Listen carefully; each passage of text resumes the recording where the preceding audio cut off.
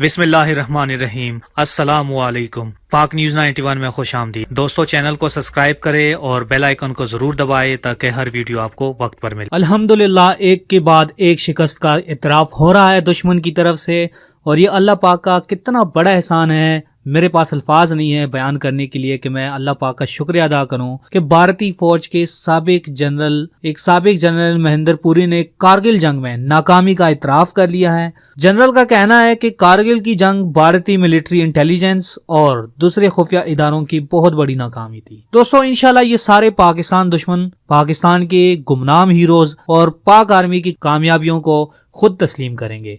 हमने बहुत दफा इनको शिकस्त दी है, हर महाज पर इनको शिकस्त दी है, लेकिन इनकी हठधर्मी देखे कि मोदी कहता है कि पाकिस्तान एक जंग से सुधरने वाला नहीं। अरे इनको कोई समझाए कि तुमने प्राइम मिनिस्टर बनने से पहले कहा था कि अगर मैं प्राइम मिनिस्टर बन गया तो मैं पाकिस्तान को दुनिया के नक्शे से मिटा दूंगा। अब देखें, आपके खुद जो भारतीय जनरल, रिटायर्ड जनरल, वो सारे कह रहे हैं कि कारगिल जंग में नाकामी का जो उसने इतराफ कर लिया है मिलिट्री इंटेलिजेंस और दूसरे खुफिया इदारों की, ये बहुत बड़ी नाकामी है। खैर, ये सिर्फ मोदी का वोट हासिल करने की एक ड्रामेबाजी थी जब उसने कहा कि मैं पाकिस्तान को नक्शे से मिटा दूंगा। और अब जब इलेक्शन फिर से करीब आ रहा है तो मोदी ने फिर कहा पाकिस्तान एक जंग से सुधरने वाला नहीं। सर्जिकल स्ट्राइक का ढोंग रचाया, आज तक कोई सबूत नहीं पेश कर चुका।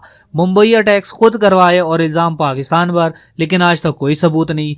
दोस्तों, ये इंशाल्लाह ये सारे दुश्मन ममालिक एक के बाद एक पाकिस्तान से भीख मांगते नजर आएंगे। आपको शायद ये मेरी बात अब अजीब लग रही हो, लेकिन मुझे पूरा यकीन है कि एक दिन ये सारे पाकिस्तान के रहमो करम पर होंगे इंशाल्लाह। अमेरिका पाकिस्तान से भीख मांग रहा है, अफगानिस्तान से निकलने के लिए इमरान खान की मिन्नतें कर रहा है, पाकिस्तान की मिन्नतें कर रहा है, पाकिस्तान फौज की मिन्नतें कर रहा है। खुद अमेरिका के एक मिनिस्टर ने कहा कि पाकिस्तान के साथ अच्छे रिलेशन रखने में हमारी बेहतरी है। इसराइल का मिशन मुस्लिम कंट्रीज के खिलाफ किसी से ढकी छुपी बात नहीं, वो चाहता है कि सबसे पहले पाकिस्तान को तबाह करो, क्योंकि ये इटमी ताकत रखता है और इसके पास दुनिया की सबसे बेहतरीन फौज है और दुनिया की सबसे टॉप खुफिया एजेंसी ISI है। उसके बाद वो ईरान को खत्म कर रहा है। अब सऊदी अरब में अपने नापाक साजिशों में अमेरिका जो है और इसराइल लगे हैं, तुर्की को कमजोर करने में लगा है। अफगानिस्तान में जिल्लत अमेज शिकस्त के बाद भी लगे हैं और वहां से अब पाकिस्तान से भीख मांग रहे हैं। आखिर दोस्तों, पाकिस्तान से इन दुश्मन ममालिक को तकलीफ क्यों है? अगर इस्लामिक पॉइंट ऑफ व्यू से देखा जाए तो जो गज़वा हिंद की जो पेशनगोई हुई है उसमें गज़वा हिंद में मुसलमानों की फतह होगी, जिसकी पेशनगोई अल्लाह के रसूल सल्लल्लाहु अलैहि वसल्लम ने की। दूसरा, इसराइल में जाकर गज़वा हिंद के जो मुजाहिद होंगे वो झंडे गाड़ेंगे। ये तो इस्लामिक पॉइंट ऑफ व्यू से है। अब हम जरा आते हैं पाकिस्तान की दुनिया के नक्शे में सबके लिए इतना इंपॉर्टेंट क्यों है, जिसे स्ट्रेटेजिक या जियोग्राफिकल इंपॉर्टेंस जो है वो क्यों है। मैं जरा आप लोगों को पाकिस्तान का मैप दिखाऊं, इसमें आप लोगों को अच्छी तरह नजर आ जाएगा और समझ आ जाएगा। दोस्तों, इस नक्शे में आप लोग देखें, ये पाकिस्तान का नक्शा नजर आ रहा है आपको। पाकिस्तान, इसके अगर इस साइड पे देखें तो यहाँ पे इंडिया, ठीक है। उसके बाद आगे जाके ये चाइना, तजाकिस्तान और अफगानिस्तान इस साइड पे। उसके अलावा अगर अरब कंट्रीज की तरफ हम जाए, जो अरेबियन सी है, वहां पे ये देखिए ये सी, और इसके साथ तो हमारा जो सबसे इंपॉर्टेंट चीज है जो जिससे दुश्मनों वाले को जो पाकिस्तान की चीज वो खटक रही है, वो है गवादर।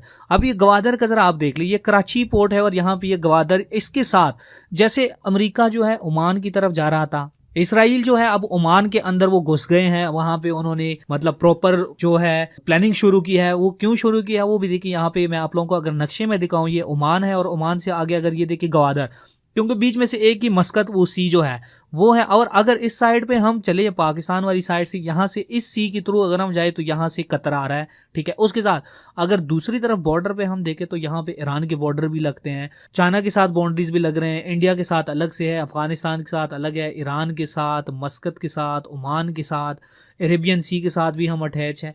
मीन्स कि ये अगर देखा जाए तो एक सेंट्रल पॉइंट है, चाहे वो दुनिया की किसी भी मुल्क में, चाहे जमीनी रास्ते पे हो, इन सारी जो बाउंड्रीज आ रही नजर आ रही है आप लोगों को, इन सब के लिए एक सेंट्रल पॉइंट है। इसीलिए इनको सबसे ज्यादा तकलीफ इस चीज से हो रही है। कारगिल के ऊपर अगर हम आ जाते हैं तो कारगिल में हमारे जवानों ने इनकी वो हालत की थी कि जब भी कारगिल का नाम लेते हैं तो इनके चेहरे पर खौफ आ जाता है। देखिए दोस्तों, एक बात याद रखिए, पाकिस्तान में हर एक आम शहरी एक सिपाही है। पाक आर्मी की जवानों और आम शहरी के दिलों में एक ईमान का जज्बा है और अल्हम्दुलिल्लाह एक ईमान और शहादत के जज्बे के सामने पूरी दुनिया की फ़ौज भी आकर खड़ी हो जाए तो भी हमारे जवानों के हौसले डाउन नहीं होंगे।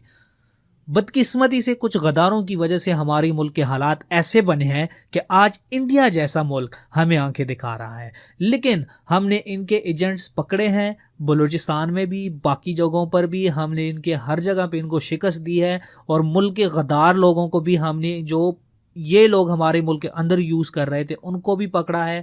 उनकी भी गैंग सारे पकड़े हैं और उनके भी जितनी भी मिशन थे वो नाकाम बना दिए हैं। अल्ताफ़ हुसैन और बाकी गद्दार जितनी भी थे उनके प्लान गुमनाम हीरोज़ ने नाकाम बना दिए हैं। इनके सारे प्लान नाकाम बना दिए। अब इनको तकलीफ़ हो रही है। अब देखिए, एक तरफ इनके जो बड़े बड़े जनरल हैं वो खुद कह रहे हैं कारगिल जंग में हमें शिकस्त हुई थी, ये हमारी मिलिट्री इंटेलिजेंस और दूसरे खुफिया इदारों की शिकस्त है। और इधर इस साइड पे मोदी को देखा जाए तो उसकी अकड़ी ख़त्म नहीं हो रही। तो इंशाल्लाह ये लोग जलील होंगे और इन लोगों को बहुत अच्छी तरह पता है कि हम पाकिस्तान का कुछ नहीं बिगाड़ सकते। जो दुश्मन है वो खुद एक्सेप्ट कर रहा है कि हम, मतलब कि हर महाज पे वो एक्सेप्ट करते आ रहे हैं कि हम यहाँ पे हमें शिकस्त हुई है, यहाँ पे हमारी नाकामी थी, यहाँ पे हमारी नाकामी थी। तो मैं समझता हूँ कि ये पाकिस्तान के लिए और हम सब के लिए अल्हम्दुलिल्लाह एक बहुत अच्छी खबर है। तो आज की इस वीडियो में इतना ही। मिलते हैं नेक्स्ट वीडियो में। अल्लाह हाफिज़।